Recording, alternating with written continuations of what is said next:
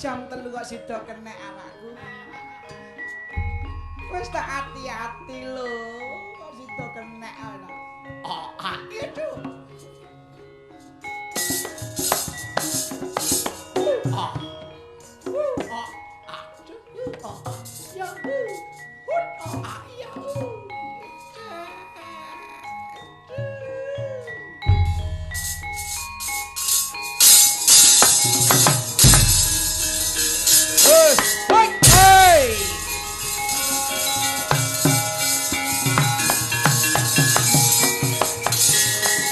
Yaksa kura kiri-kiri geng nyolir kawalagar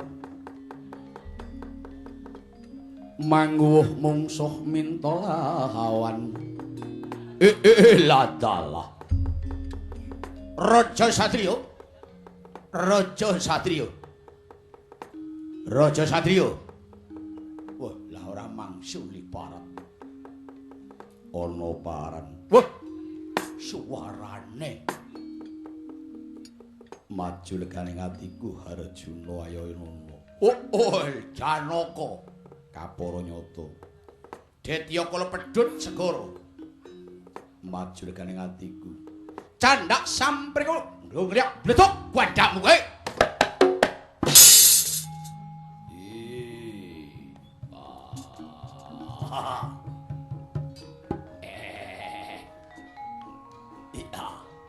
Hey! Hot! Way! Hot! Way! Hot! Way!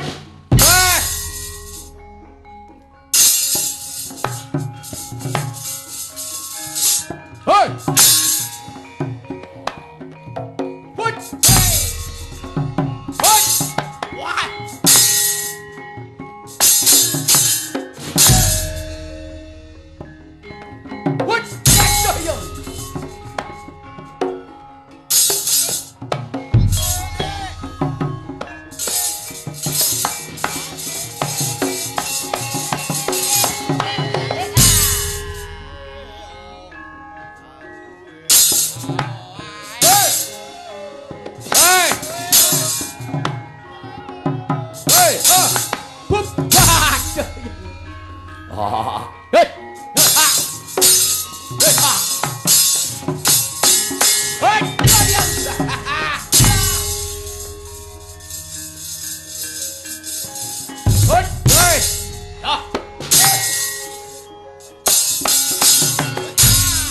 Anyar iki. Ora pakem. Perang iki tak beraturan.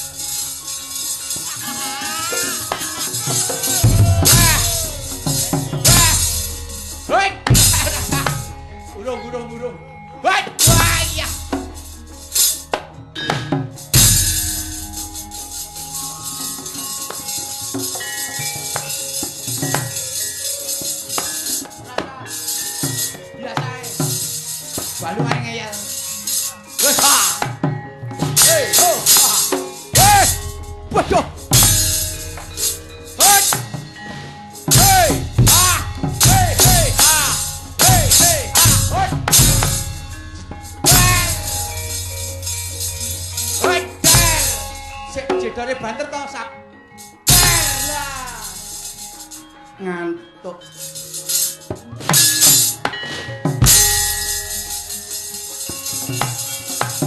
Woi, woi. Aha. Tuh. Hut. Ah. Woi. Woi. Woi ya. Hahat.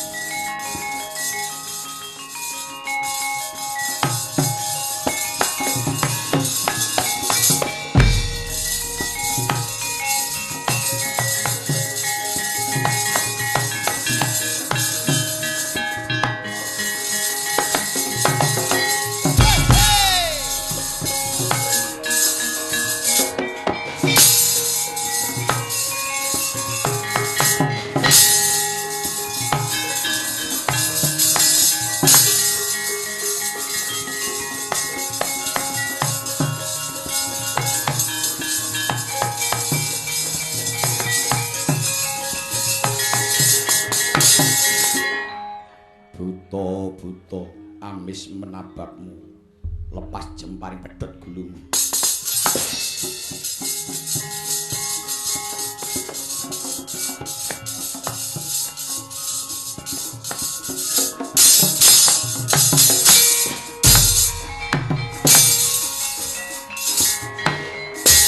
Hoi! Hoi! Aduh.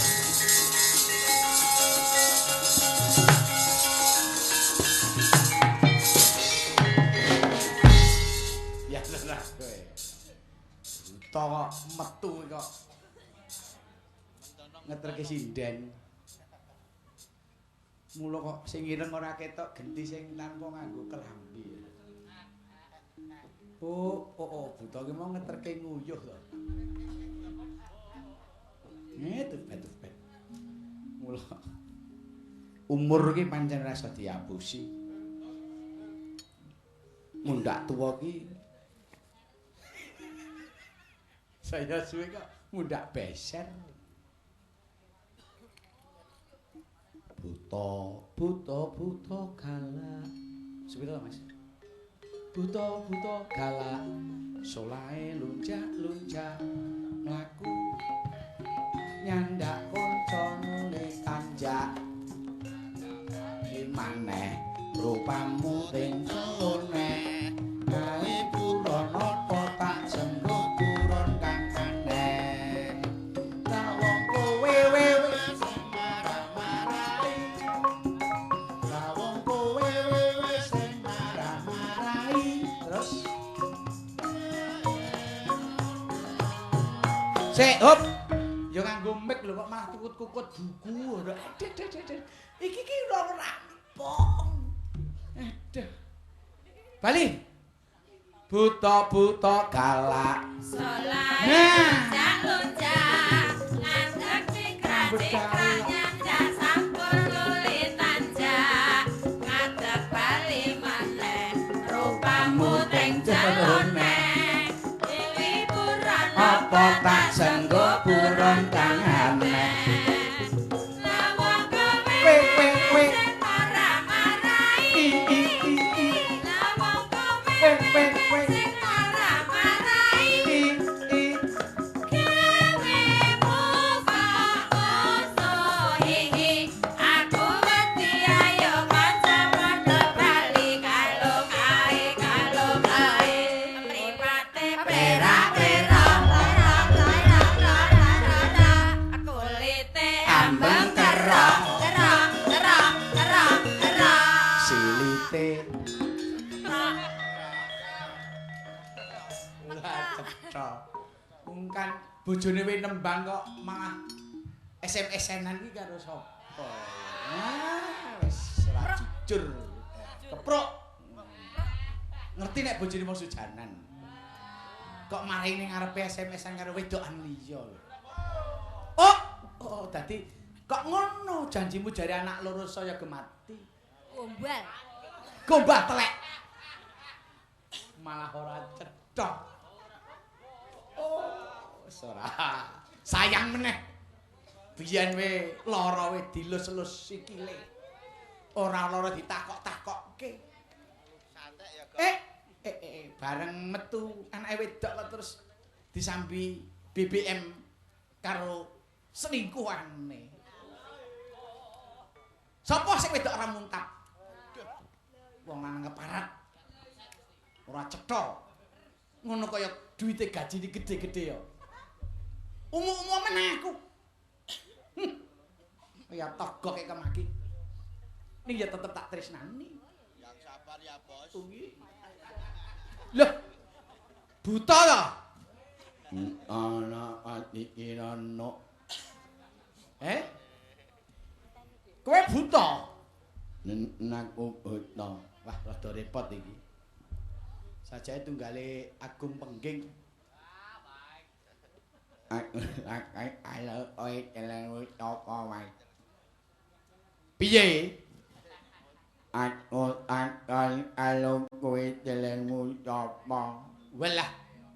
Aku ki laris saiki.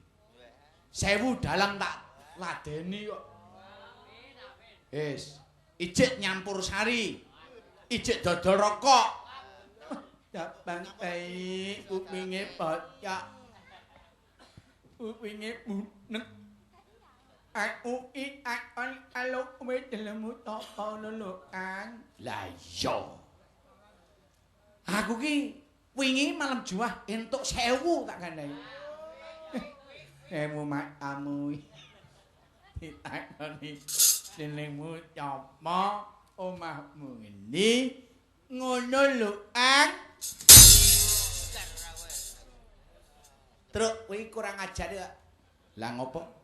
Lah kok buta wis mangsuli mekengkeng nganti ora iso napas kok. Budhek kupingmu. Pancen tak sengaja aku ki tok-tok budhek. Mbok tenan. Kowe muni apa kae ning ngebisi aku asline krungu. Kowe grenengan karo Mbak Sulis suye iki apa aku krungu aku jare. Aku etok-etok merem aku. Wis. Tenan. Ayo kowe kencan ning ndi asline aku iki krungu kok. Mong aku ora etok-etok budhek. Ya ora etok-etok ya budhek kuwi kupingmu. Mosok kuwi. Nek rak yangku ayu. Aku wis ditari karo Sulis tak karo kowe ya, Gong. Apa tenan iki? Kowe aja gawe perkara, Truk. Iki aku ya nasu lho iki. Lho, lah ngopo? Ling ngeser iki sik aku kok malah prasaja karo kowe. Lho, kabejan iki ketrima kowe ora padha, Gong. Aja sok kowe madak perkara waras, kowe pinter, kowe gagah, kowe ning ketrimane ning aku kok. Aku krungu, aku tak pilih karo kowe wae ya, Gong. Ngono iki. Sik. Agunge iki loro, Truk. Aku kobong aku. Lho. Kowe aja kleru tampa. Sing tak arani gagah perkosamu sapa? Aku kleru. Aku sing ditresnani kok. Siji, aku pinter mijet. Loro, aku wong jujur. Lho. Aku wong temen. Demi Allah, demi Rasulullah, aku ora ndek pacar kajaba karo Mbak Sulis. Lho, tenan. Arep kok aku iki mung bakul rokok karo nyambi. Dadi yoga, nek ketrima 1000 dalang ngopeni aku kabeh. Piye? Kowe?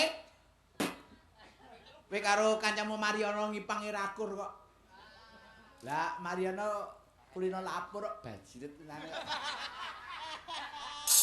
Bojoku kok diberitake ning gone rombongan. Wah, jan keparat. Jane sing selingkuh ya bojone Mariono dhewe kuwi kok. Wedhus. Padha.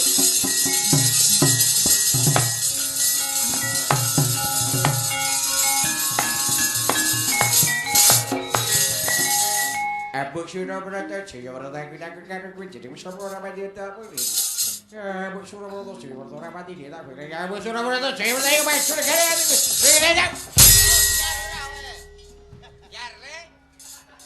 Yare. Cerewet. Rumangsaku agek itu ati kok cerigis ae. Adol bagus. Wah, kelambine hem anyar. Duh, Deh, dudorong jelas kok cerepet. Piye? Kurang jago lak belah raimu kowe. Bendo kok ambune kecing men. Bah, jabal bayi Petruk iki. Gong, bendoku tak sile. Ya wis no. Lah piye? Urung tak kumpah-kumpah telek kok. Oh, wong edan.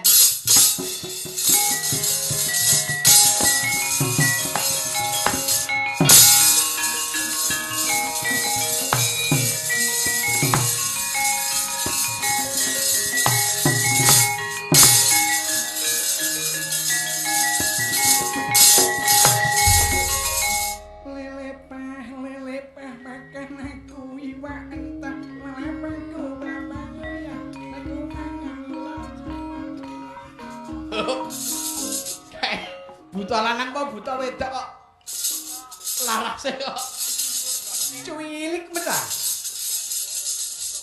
Jaba bayi. Astagfirullahaladzim.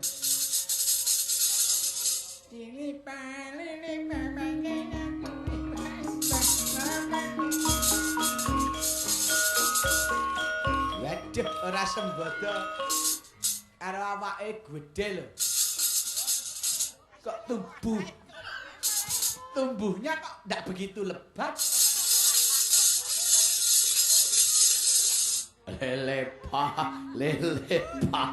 makan aku entah lalapaku brambang ya iki minggat nek disawangi iki kok malah kowe lemoro. Lele pa makan aku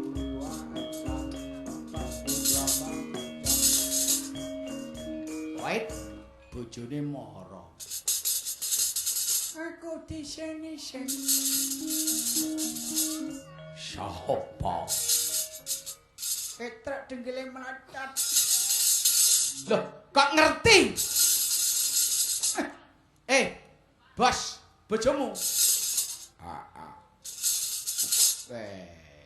Kok ya pinter milih. Piye, Bos? Jenenge sapa? Artiem.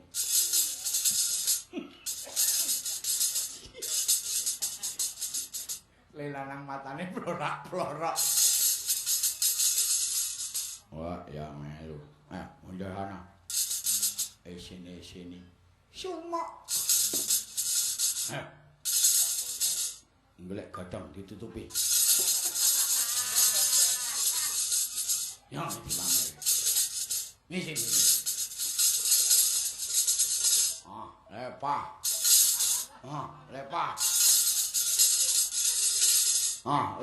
Jabang bayi. Halah iki ya ngapa? Alepa ora sudik. Goleki Pak Mariono. Nggo ngijoli Mehdi.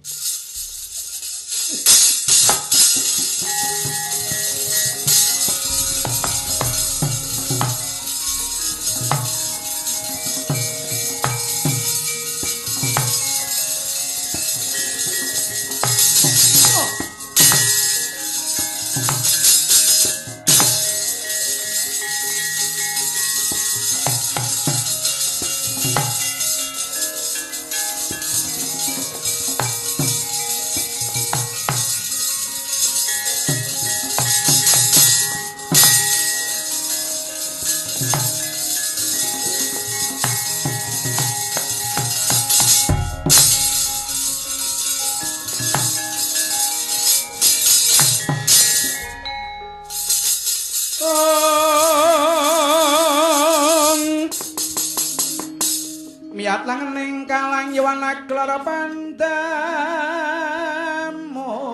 cara